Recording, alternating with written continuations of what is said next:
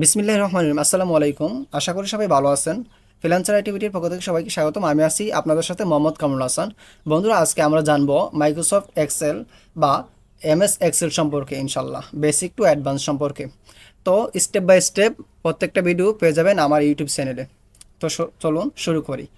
তো বন্ধুরা, এই যে এমএস এক্সেল বা মাইক্রোসফট এক্সেল, এটা আমরা প্রথমে জানবো এটা কইভাবে ওপেন করা যায় এবং কীভাবে আমরা ওপেন করতে পারবো, ইনশাল্লাহ। তো যে আপনারা এখানে দেখতে পাচ্ছেন এমএস এক্সেলটা এখানে শো করতেছে। তো এই এক্সেলটাকে কিভাবে আমরা ওপেন করব আজকে ইনশাল্লাহ এটাই জানবো, এবং আরও কিছু জিনিস সম্পর্কে জানবো ইনশাল্লাহ। তো চলুন শুরু করি।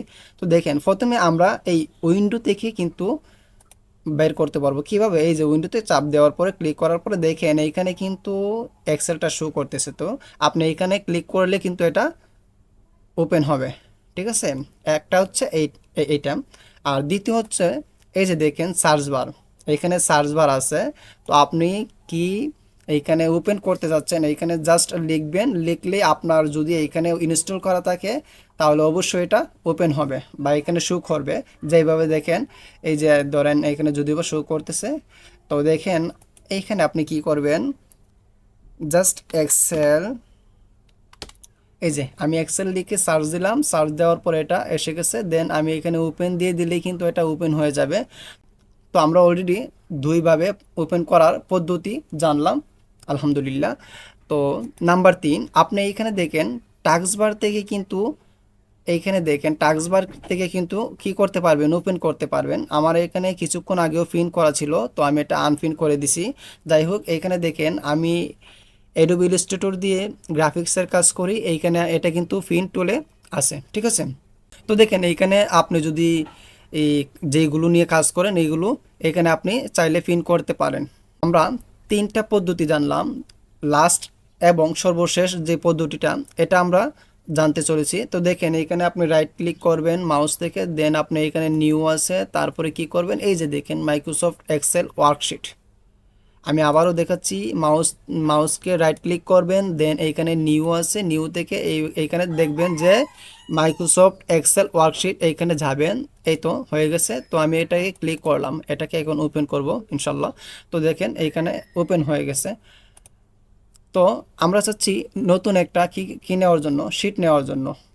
এখানে কিন্তু অনেকগুলো শিট আছে, ঠিক আছে। তো আমি কি করব, এই যে এখানে একটা ব্ল্যাঙ্ক শিট নিয়ে নিব, দেন ওকে, আলহামদুলিল্লাহ।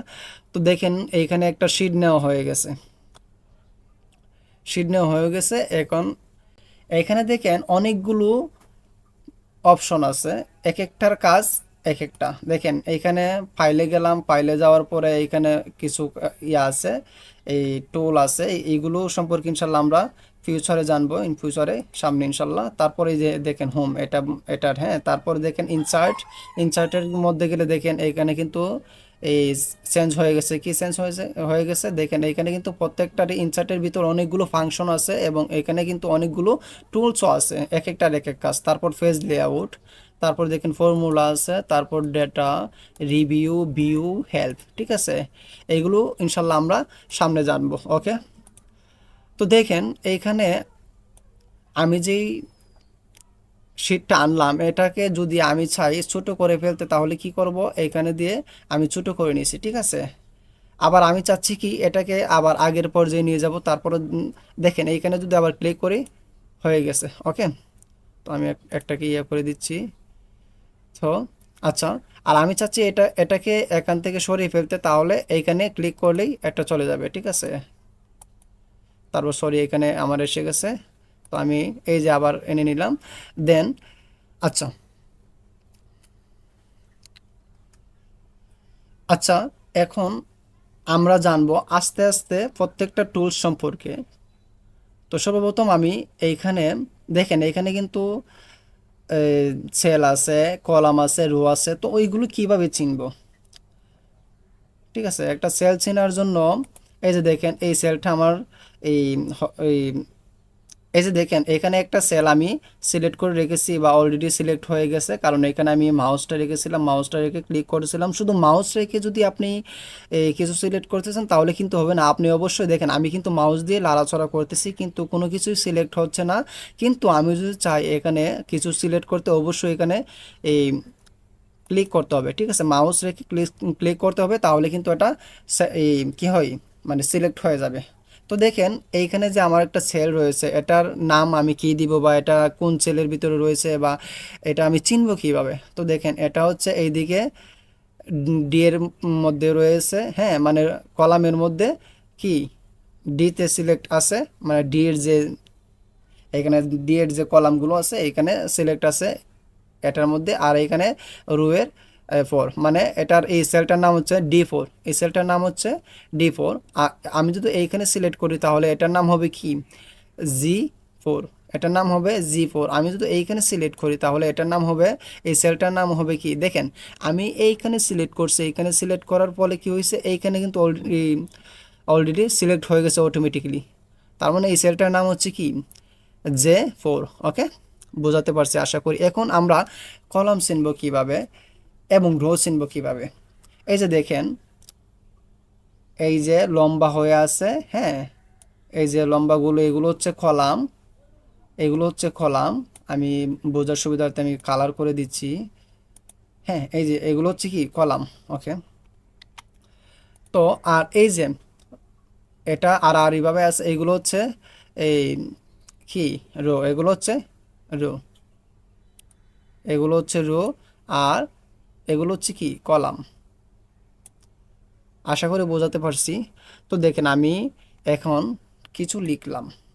আমি প্রথমেই বলতেছি এই ভিডিওগুলো যারা বোঝেন ভালো আলহামদুলিল্লাহ, তাদের জন্য না, যারা বোঝেন না বা বিগিনার বা জানতে চাচ্ছেন তাদের জন্য আমার ভিডিওগুলো বানানো। আমার উদ্দেশ্য হচ্ছে আপনারা যদি প্রত্যেকটা ভিডিও থেকে কিছু শিখতে পারেন আলহামদুলিল্লাহ, এটাই আমার জন্য অনেক কিছু। তো দেখেন আমি এখানে কিছু একটা লিখলাম।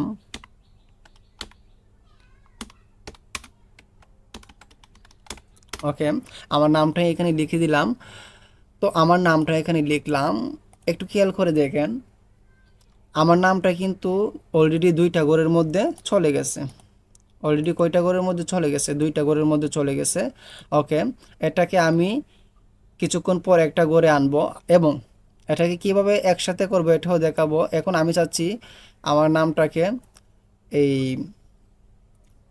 একটু মোটা করতে, এটা কিন্তু ফন্টটা চিকন হয়ে আছে। আচ্ছা, তার আগে দেখে নিই আমরা এখানে যে ফন্টটা আছে এটার এই যে ফন্টটা, হ্যাঁ, আমরা ফন্ট চাচ্ছি ফন্ট চেঞ্জ করতে। এটা এখানে ক্লিক করার পর দেখেন হিউজ পরিমাণ ফন্ট আছে।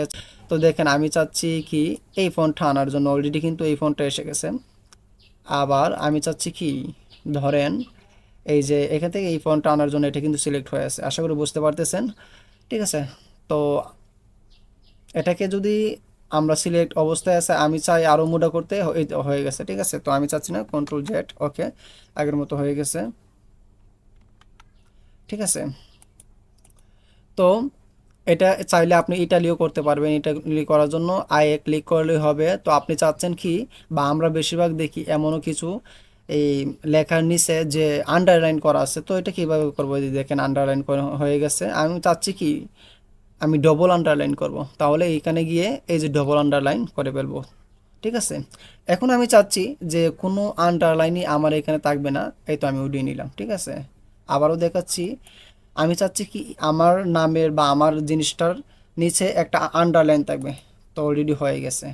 আমি চাচ্ছি আরেকটা থাকবে বা ডবল থাকবে, তো হয়ে গেছে, ঠিক আছে, দিয়ে দিলাম। এখন আমি চাচ্ছি যে আমি কোনো আন্ডারলাইনই ইউজ করব না, কোথায়, আমার নামের বা আমার এই ফাইলের বা আমার কি ওই যে লেখার নিচে, ঠিক আছে। তো আমি এইখানে ক্লিক করে দিলাম, হয়ে গেছে। আশা করি বোঝাতে পারছি। এখন আমি চাচ্ছি যে আমার যেই এই লেখাটা আছে, আমি এটার ফন্ট সাইজটা বাড়িয়ে নিব বা কমিয়ে নিব। তো বাড়িয়ে নিতে গেলে বা কমিয়ে নিতে গেলে এই যে দেখেন আমি যেভাবে ড্রাগ করতে সেটা কিন্তু বড় হয়ে যাচ্ছে। আবার আমি যদি কমাতে চাই, এই যে দেখেন হয়ে যাচ্ছে। তারপর আপনি কি, আপনি যদি চান আপনি নিজে, এটা হচ্ছে অটোমেটিকলি, হ্যাঁ, আপনি, আর আপনি যদি চান যে আপনি নিজে নিজে নিবেন তাহলে এই যে দেখেন আমি সাপোজ আমি 10 নিলাম, হ্যাঁ, হয়ে গেছে। এই সাপোজ আমি 20 নিলাম, এই যে হয়ে গেছে। ঠিক আছে, আশা করি বোঝাতে পারছি। কন্ট্রোল জেড, কন্ট্রোল জেড দিলে কিন্তু এটা আপনার আগের জায়গায় ফিরে যাবে। ঠিক আছে, আশা করি বোঝাতে পারছি। আচ্ছা, এখন আমি চাচ্ছি যে আমার এটাকে আমি একটা কালার করব। অবশ্যই সবাই সুন্দরের পাগল, কালার করলে একটা জিনিসকে আই ক্যাচিং লাগে। তো দেখেন আমি কালারটা যে করব, এই কালারটা কোথায় থেকে করব, এই যে দেখেন আমি কালারে চলে গেলাম। কালারে চলে যাওয়ার পরে আমি চাচ্ছি যে এই কালারটা থাকুক, কিংবা এই কালারটা কোনটা, এই কালারটা দিয়ে দিলাম। ওকে, তো আমি চাচ্ছি এই কালারটা দিয়ে দিলাম, তো দিয়ে দিছি অলরেডি। এখন আমি চাচ্ছি যে আমার লেখাটাকে কি করব, লেখাটাকে আমি একটা কালার করব। এটাকে যে এই কিছুক্ষণ আগে দিছি পিল কালার, এখন আমি যেটা দেব এটা হচ্ছে আমার লেখাটাকে আমি রঙিন করব বা বিভিন্ন রঙে রঞ্জিত করব। ঠিক আছে, তো দেখেন আমি লাল কালারটাই দিয়ে দিলাম। কিছুক্ষণ আগে কিন্তু আমার লেখাটা ছিল কালো, এখন হয়ে গেছে লাল। দেখছেন, এটার মাধ্যমে আপনি এখানে গিয়ে যে কোনো কালার আপনি দিতে পারবেন। চাইলে আপনি মূল কালারসে গিয়ে আপনার নিজের সুবিধা মতো কী করতে পারেন, আপনি কালার দিতে পারেন। ওকে, এই যে কালার হয়ে গেছে। তো আপনি কি করতে পারেন, এইখানে যে কালারগুলো আছে এইগুলো কিন্তু এইখানে অটোমেটিক ছিল। ঠিক আছে, আপনি এইখানে স্ট্যান্ডার্ড কালার আছে, রিসেন্ট কালার মানে কি আমি যে একটু আগে যে কালারটা দিয়েছিলাম। আর আমি চাচ্ছি কি মোর কালার্স, মানে এই কালারগুলো আমার পছন্দ হচ্ছে না, আমি নিজের এই একটা কালার দেব, ওই কালারটা ভালো করে দিব। ঠিক আছে, বা আমার নিজের মন মতো করে আমি একটা কালার দিব। ওকে, তো দেখেন এই যে কালারটা হয়ে গেছে। ঠিক আছে, তো এখন হচ্ছে দেখেন আমি যে আমার নামটাকে এখানে করলাম, আমার শুধু কামরুলের মধ্যে ফিল কালার আছে এবং আমার নামটা কি আছে একটা কালার আছে, কিন্তু এইখানে দেখেন নামটার মধ্যেও যদিও বা কালার আছে কিন্তু পিছনে কি নাই, আমার ফিল কালার নাই। তো আমি এটাকে একটা আওতায় নিয়ে যাব কিভাবে, এই যে দেখেন এইটা কিন্তু ছোট আছে, এই কলামের যে এটা কিন্তু ছোট আছে, তো আমরা এটাকে বৃদ্ধি করব, এই যে এইখানে রাখবো, এইখানে রাখার পরে এইখান এই যে বড় করে দিচ্ছি, এখন কিন্তু হয়ে গেছে। ঠিক আছে, তার মানে আমরা একটা কলাম কিভাবে ছোট বড় করব, এটা কিন্তু মোস্ট মোস্ট মোস্ট ইম্পর্টেন্ট একটা জিনিস। অবশ্যই একটু মনোযোগ সহকারে দেখবেন। এখানে দেখিয়েছিলাম যেটা, যে দেখেন এইখানে কিন্তু আমার নামের যে ফার্স্ট অংশটা বা প্রথম অংশটা এটাতে ফিল এবং কালারটাও কিন্তু ব্যতিক্রম আছে, কিন্তু এখানে কালার যদিও বা আছে ফন্টের কিন্তু বা নামের, পিছনে কিন্তু আমার ফিল কালারটা নাই। ঠিক আছে, বা এটা কিন্তু দুইটাতে বিভক্ত হয়ে আছে, এটা হচ্ছে একটা আর এটা হচ্ছে আরেকটা। ঠিক আছে, এই যে দেখেন আমার নামটা কিন্তু দুইটা পার্টে বিভক্ত হয়ে গেছে। তো আমি চাচ্ছি কি এটাকে এক করতে, এটা কীভাবে করব, এই যে দেখেন আমার নামের যেহেতু এটা এখানে আছে, তো আমি চাচ্ছি এটাকে আর একটু বড় করব। তো বড় কিভাবে করব, এই যে দেখেন। ঠিক আছে, এখন চেয়ে দেখেন এখন কিন্তু একটাতে হয়ে গেছে, আশা করি বোঝাতে পারছি। ঠিক তেমনিভাবে যে কোনো কলাম যদি বড় করতে চান এইভাবেই করবেন। এখন আমি এই যে সি কলামটা এটা কিন্তু ছোট আছে। ঠিক আছে, তো আমি এটাকে চাচ্ছি আমার যেই ফাইলটা এটা হচ্ছে এতটুকু পর্যন্ত আসবে। ঠিক আছে, তো আমি এটাকে কীভাবে বাড়িয়ে নিব, এই যে দেখেন আমি বাড়িয়ে নিলাম। ঠিক আছে, তো আশা করি বোঝাতে পারছি। আজকের ভিডিও এই পর্যন্তই। নেক্সট ভিডিও আসার আগ পর্যন্ত ভালো থাকবেন, সুস্থ থাকবেন, আর যদি পারেন তাহলে আমার এই চ্যানেলটা সাবস্ক্রাইব করে দিবেন পরবর্তী ভিডিও পাওয়ার জন্য। আসসালামু আলাইকুম।